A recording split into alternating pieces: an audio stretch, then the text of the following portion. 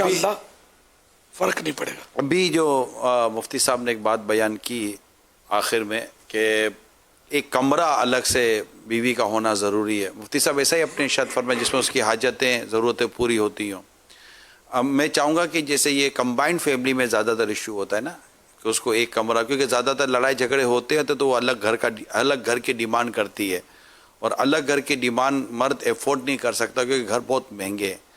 تو وہ اس کو الگ سے اس کا ایک کمرہ جس کو یہ نارمل ہم بیڈ روم بھی کہتے ہیں وہ دے. تو اس کے تعلق سے میں چاہوں گا کہ جو فیملیز ہوتی ہیں جو گھر میں دیگر ہوتے ہیں ان کو کیا کیا لحاظ رکھنا چاہیے. یعنی کہ اگر مثلا بھابھی ہے یا بہو ہے، یا تو بھابھی ہوگی یا بہو ہوگی، وہ اگر اپنے کمرے میں ہے تو اس کو اس کمرے میں مطلب وہ چاہتی ہے کہ کوئی نہ ہو، یہ نہ ہو، کوئی یوں نہ آ جائے، یوں نہ آ جائے، میں آرام کرنا چاہیے یعنی اس کو ڈسٹربنس نہ ہو نا، وہ اپنے کمرے میں ایک انڈیویجولیٹی کے ساتھ، ایک انفرادیت کے ساتھ رہ سکے، یہ مراد ہوگی.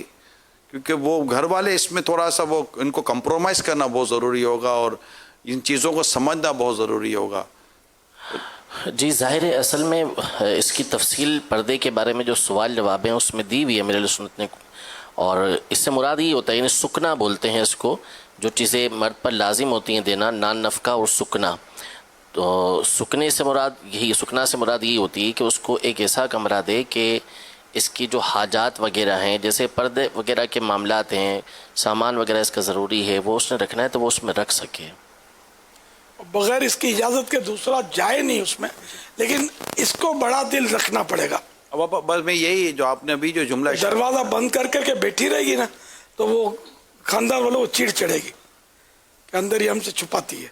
اس لیے وہ موقع کی مناسبت سے ایڈجسٹ ہو. لیکن اگر مثال کے طور پر کمرہ بند کر کے وہ سوتی ہے یا آرام کرتی ہے، کوئی ایسے اپنے ضروری کام کرتی ہے، تو میرا خیال ہے شاید فیملی ممبر کو بھی اس کے معاملے میں بڑا دل رکھنا چاہیے کہ اس کا کمرہ ہے تو یہ آپس میں یوں مل جل کر رہیں کہ تو ہوگا. سب کو جینے کا حق ہے. جی زیر محرم، احترام مسلم پیج نمبر 10.